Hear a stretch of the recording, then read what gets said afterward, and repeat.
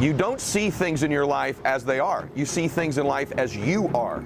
And so the more you alter you, the more you begin to see things differently. What's is amazing about this is we control who we are by what we think about. When you're obsessed with what you want, you begin to hear those conversations. When you're not obsessed, you miss them. Or you'll see something that you wouldn't see. You'll see the prospect. You'll see the situation. You'll see the opportunity. It's literally reveals you. It's almost like the Matrix. It changes our world. This is the power of what we think about. It's the most misunderstood thing in the world. It's track to yourself what you think about. So the difference in our life is 9% of our thoughts. That's why people say all the time the difference between winning and losing is so small, it's almost too scary to talk about. And really, we've identified what it is. It's 9% of what we think about alters the direction of our life.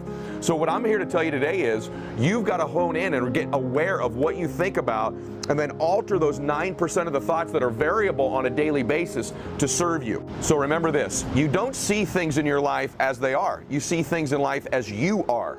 And so the more you alter you, the more you begin to see things differently. What's is amazing about this is we control who we are by what we think about.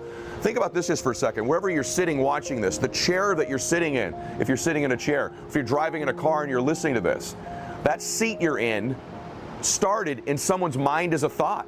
Everything in life is that way as well. It always begins with a thought. When we think a new thought, here's what literally happens. Thinking a new thought literally opens a space up in our minds, in our lives, that never existed before. Your mind is a weapon, and you got to begin to use it and pick that weapon up and control it. Most people are out of control with their mind. They don't point it at something. They let the world point it, and they misfire all the time. So today, I want you to pick up that weapon that is your mind and begin to point it at the things you want. I'm trying to tell you in this room, many of you are not going to take advantage of this, not because you can't, but you don't see yourself as. This is not a person, it's not a race, it's not a color, it's not an age, it's a mindset. They're going to give you all the information, but if you don't change the way you think, we don't think number 10, number 20. We think number one, number one, number one. Write down what you're going to be number one in. Mentality, I just want to show you. Poor versus rich. One kills time, one invests in time. One buys luxurious stuff, one buys assets. One is indecisive, one decides often. Now I'm telling you, God told me that you must be a millionaire because I've given you so many gifts and so many talents and so many resources that if you use all of them, you ain't got no choice but to be a millionaire. God wants to use your gifts and your talents. God wants to use your resources to change this world. This kid's gonna be the best kid in the world.